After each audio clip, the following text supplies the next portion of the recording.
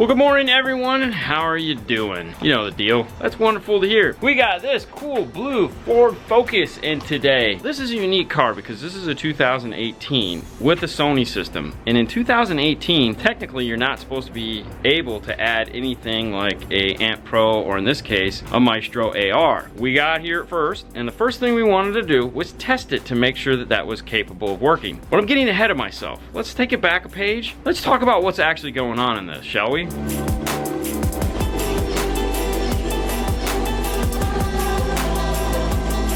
So from the factory, it comes with this cool touchscreen that is running CarPlay, as you can see. He doesn't want to get rid of this, and I can understand that, naturally. And as time goes forward, replacing the radio is going to become less and less of a thing, because in this case, it's a Sony, it's got an external amp, we can tie into it, we can allow them to keep everything factory, which is cool. Just add amps, speakers, and subs, because at the end of the day, the cars still sound like crap. Naturally, this is a small car. It's not real big. There's not a lot of room in this, and he's a big fellow that owns this car. When we first looked at the car and where he had his seat, they were basically almost into the back seat area. They were far enough back to where the actual tweeter for the rear speaker was at his shoulder. And I was like, you know, at the end of the day, we really shouldn't be putting rear speakers in this car. Let's take all that money that we'd spend on 6 speakers and just put it to the front 4. And by 4, I mean tweeter and mid-range. What we went with is a cool set of the Power Series T2 components. These guys are loud, they sound great, and there'll be enough speaker for the car. Power that,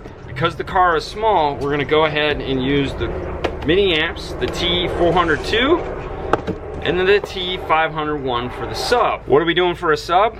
This guy. This is a big Scar Audio. I think it's a VVX. I honestly don't remember. As you can see, it's got this cool port right here. You guys always ask, how come they're in seal boxes?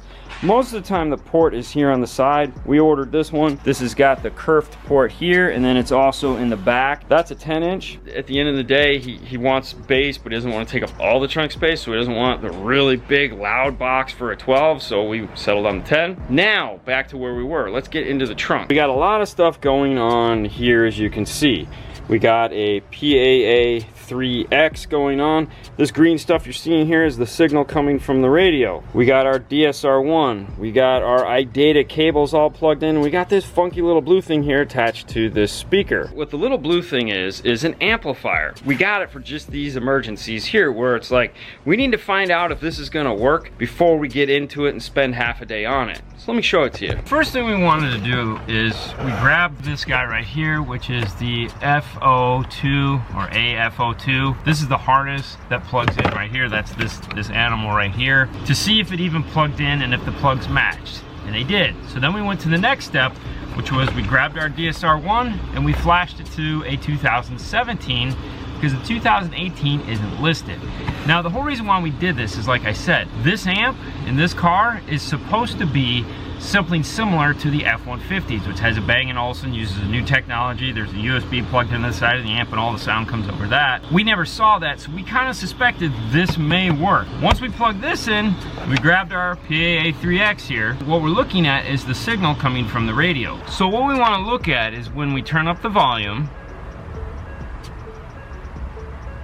it goes up, and when we turn down the volume, it goes down. Now that we know it does that, we're to assume that we're okay. We can go ahead and throw an amplifier in here and rock on. I'm not 100% though. I want to make sure that it actually works all across the board. So that's where this guy comes in. And it's a dork, DR-OK. And it's a little Bluetooth amplifier that has auxiliary input. What you do is it plugs into the cigarette lighter, and it has a headphone jack input. You turn it on, hook up a speaker, and you get sound. Now what this will allow you to do is go to every one of the outputs here on the DSR1 and see if they're working. The other thing is you may want to pair this up to the controller that you're going to use to set it up. In this case, we're going to be using an iPad, and you can go through and turn things on and off if you need to, but the default setting is front rear sub, so we're good to go. We knew we didn't need to do that, but if you've never worked with one, you know, obviously pair it up and rock on there. Like any other time you do an iData, make sure you download the owner's instruction manual here. The reason why is because there's a couple cables that come in the box, such as like the OBD2, and then there's another little white connector, and down here it says they're not used. The amplifier's in the trunk, so if we needed them, we would have had to go all the way up front, so checking this beforehand saves you a lot of stress. The other thing too is that in some cases when you're using one of these colors here are different, meaning it might be gray to white, white to gray. So you want to check and make sure. So like always read this, and it's also going to give you the color outputs for the speaker outputs here. Now Rockford does a really nice job of putting labeled shrink wrap on them, so you're probably going to be okay with not needing this for that. But it's always nice to have this because you want to go back and read the page before, which is page 3.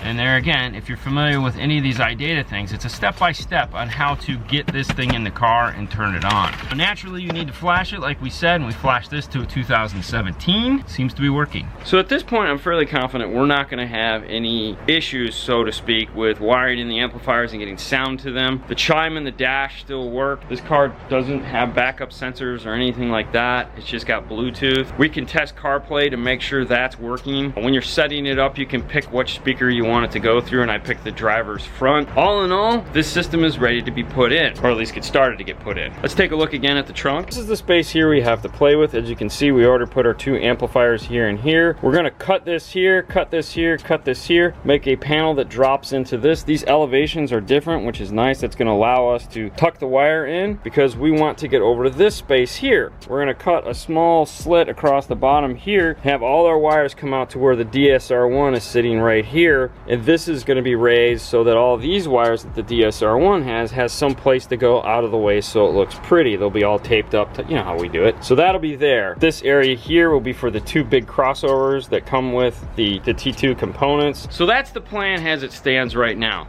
Naturally, we try to do as much pre-work as we can on a car so that we're not surprised, because nothing sucks worse than getting halfway into something and going, oh, this isn't gonna work. There's always a possibility that once we get done, we find out that it's not gonna work, but we'll take our chances at this point. All right, let's jump into it and get started.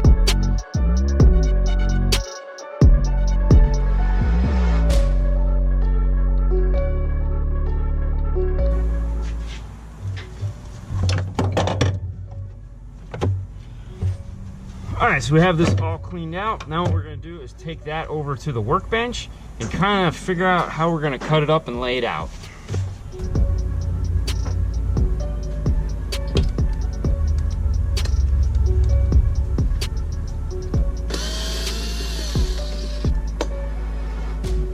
Have another clip.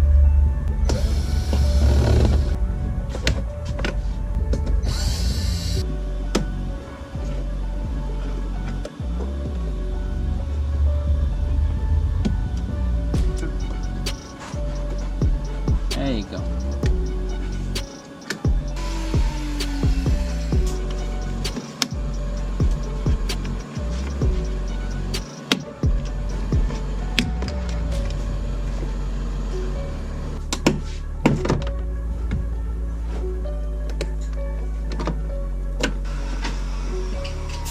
So now that Fernando has the door off, there's 2 tests we want to do. To make sure, for one, that there's a definite tweeter output and a mid-range output. Even though the wires say that, we want to make sure it's true. And 2, while we're doing that, we can go ahead and test polarity. So this is what we've done. Gone ahead and grabbed the 2 wires from the Maestro harness that say left front speaker, left front tweeter. We have it hooked up to what should be positive and negative. Now we're going to go ahead and grab our portable polarity tester. It's making that awesome tick-tick sound that we know and love, right? Yep. So we know now that it's correct, meaning the factory isn't any different. The problem that we run into is what, Fernando? It's 2 black wires in here, so it's no color, so we don't even know which one is positive and which one is negative. So that kind of sucks. So now what we're gonna do is, also the tweeter isn't popping, it's just the mid-range. We tested the tweeter and it pops on itself, so we know it has its own. We're grabbing the PT9A. So now what we're gonna do is test polarity at the speaker itself. And we know that's backwards. So we flip them. Test it again. And that means that this side of the plug right here is going to be positive. Now what we'll do is we'll go ahead and put a little bit of red heat shrink on that side so we know which one is positive and which one is negative.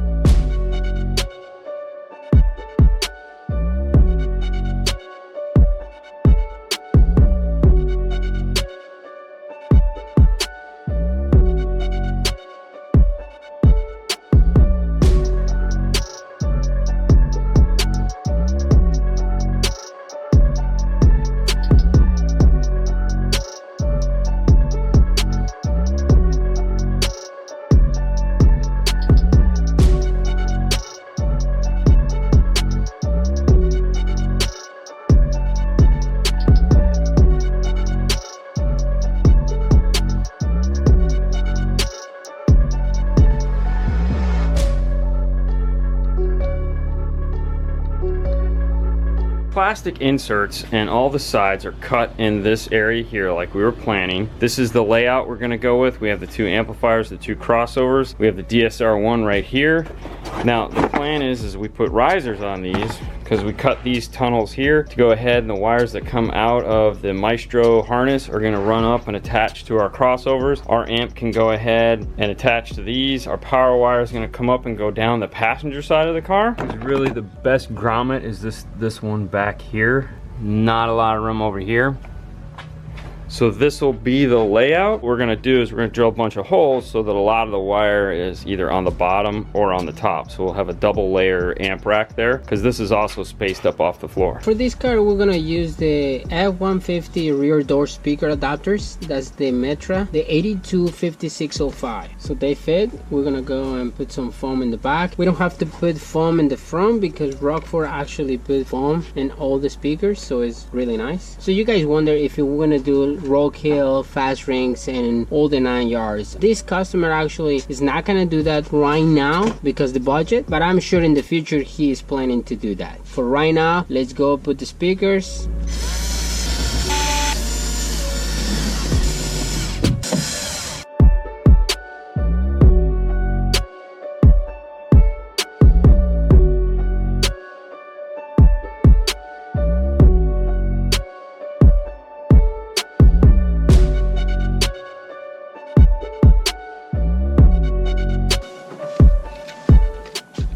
There you go.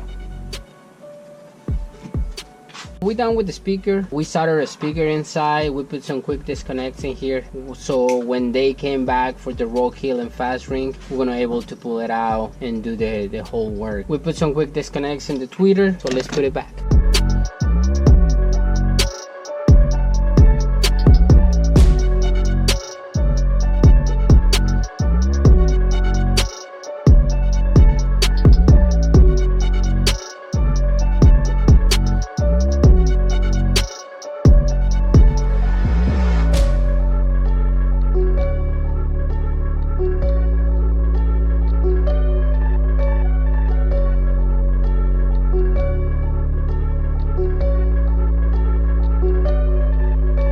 Driver's door is done.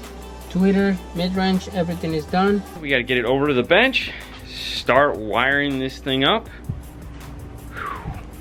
It's gonna be a lot of fun. So since we've already tested everything to make sure it works, really now it just comes down to making sure the wires are all the right length on the iData side. But what we did is we went ahead and put the foam back in, and we saw where this cable was gonna sit, which is right about here. It's gonna come in through one of these holes and up to the crossovers. The crossovers are gonna be more over this way, so what we need to go ahead and do is lengthen these out probably about 2 feet, just so that we're sure we have enough to service it and do all the fun stuff involved. And, you know, we have to lift it up or down or anything like that so it doesn't get in the way. First on the list, lengthen these, then get everything mounted. Enjoy this beautiful time lapse of us putting this all together on the bench.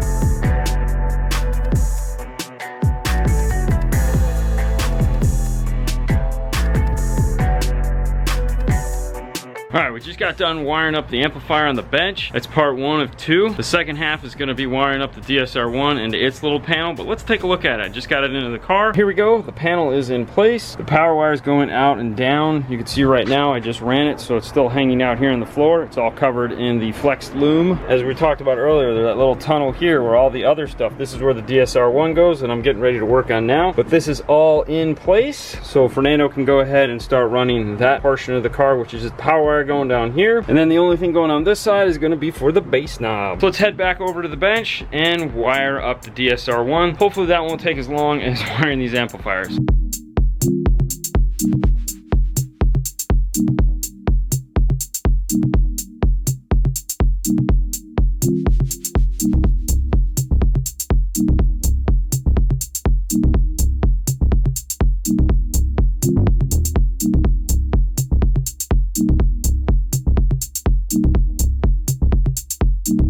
Alright, so the DSR1 is all wired up and ready to go. We were using the PLC2 bass knob so we can control the bass from this and not the amplifier. We have our front and sub outputs. The other ones we just went ahead and capped off because we're not going to be using those. And then these 2 plugs here are going to plug into that Sony amplifier along with the third one that's already in the car that we already installed. Now we just need to grab this guy right here, put it into the car, and then the back will be complete. So the DSR1, like I said, we knew the DSR1 went there. It's all here. Those are those factory Sony plugs. So this is how it looked. All put back to factory. These covers are going to cover it. This is the sub wire right here for that guy we talked about earlier. I don't know, this is part of the factory, so it didn't have to come out, so it stayed put. This was the factory sub here. It's just not hooked up anymore. It looked kind of silly with it out, so I went ahead and put it back in. You still have this cargo space right here. I mean, if he wants more space, obviously he can take this out on his own and, I don't know, use it for something. Maybe some jumper cable. Fernando's finishing up running the wire. He's just getting it through the firewall now. We went up the passenger side, as we said earlier, because there is a grommet right there that we could go through. So obviously we took this glove box area out here, and that allowed us to get the power wire through the firewall. Now we'll run it across, and then the power will be hooked up. What we're gonna do here is we're trying to make fuse mount, but we don't have enough space. We have a really nice carbon fiber and we don't want to damage, or we don't want to drill next to it. What we come out is we're gonna drill a hole in this bracket in the metal, and then we're gonna make a L bracket ABS really thin right here, and then from there we can screw our fuse mount. So let's go to the bench and do that.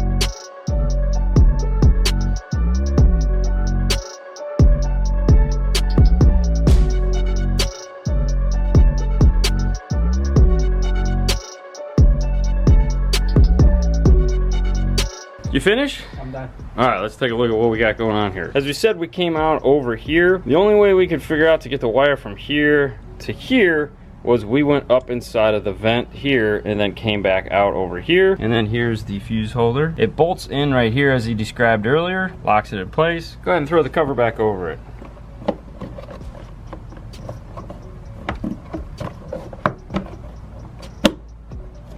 Clicks in, all's good. All right, so we're done with the install. We'll see you guys next. Oh no, okay, sorry, didn't mean to. So now that we're done with the install, of course we have a couple of the obvious things we need to do. We're gonna turn it on, make sure it works in the first place. That would be good. We'll pair it to our iPad. We'll do polarity check. We'll do all the fun things that we normally do once we get the car in, and then we'll actually sit down and take a listen to it. So we still have a little bit of time before we actually get to tuning it and seeing how good or bad we can make it sound. Let's get started, shall we? One quick thing that we're gonna talk about the crossovers for these T2 components that come with that big crossover, this. And on the sides of it here, and here is a switch. So one of the switches is for the tweeter as far as boost goes. You have plus 2 dB, 0, and negative 2 dB on the tweeter. The other switch is for on axis and off axis, and that has to do with the tweeter relative to where you're sitting in the car. Is it on axis with you or off axis with you? And let me show you what I mean. So Rockford does a really nice job of explaining what they mean by that. Tweeters on axis, they're on the same axis as you. This would be like up in the dash aimed towards you. And then off axis would be, in this case, where the tweeter is mounted on the door, firing directly across into one another. Default setting is for this guy here, off axis, because this is very common. That'll make the tweeter sound better. Most tweeter crossovers don't have a feature like that. This is a premium speaker, so it's got a premium feature. Right, Fernando? Right.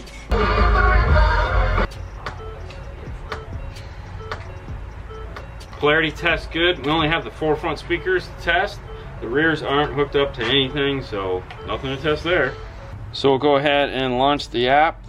So we'll go ahead and launch the Perfect Tune app, and we'll take it into the car and pair it to our DSP. Press the Bluetooth icon on the bottom. That's going to show it connected here. We can tap on it. We can look at the information. This is going to tell us the serial number, the hardware version, firmware. It's going to tell us the Maestro serial number, what it's flashed to, the hardware version. So it's going to give us all the information about what we have in the unit itself. And we'll start going through the unit and getting everything set up.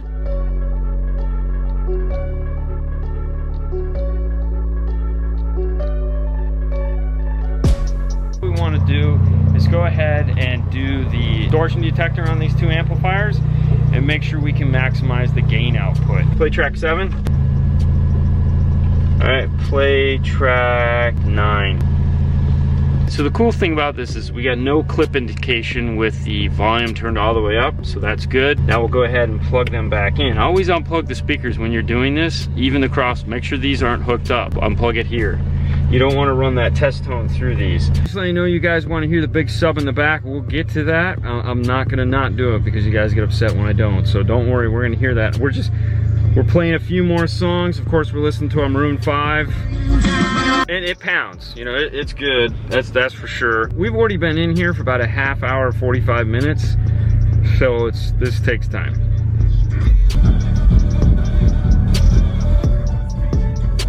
This one's a done. Yes. Yeah, how do you like it? I like it. You like it? Yeah. With that, you guys have a great day. We'll see you later. Bye. On to the next one.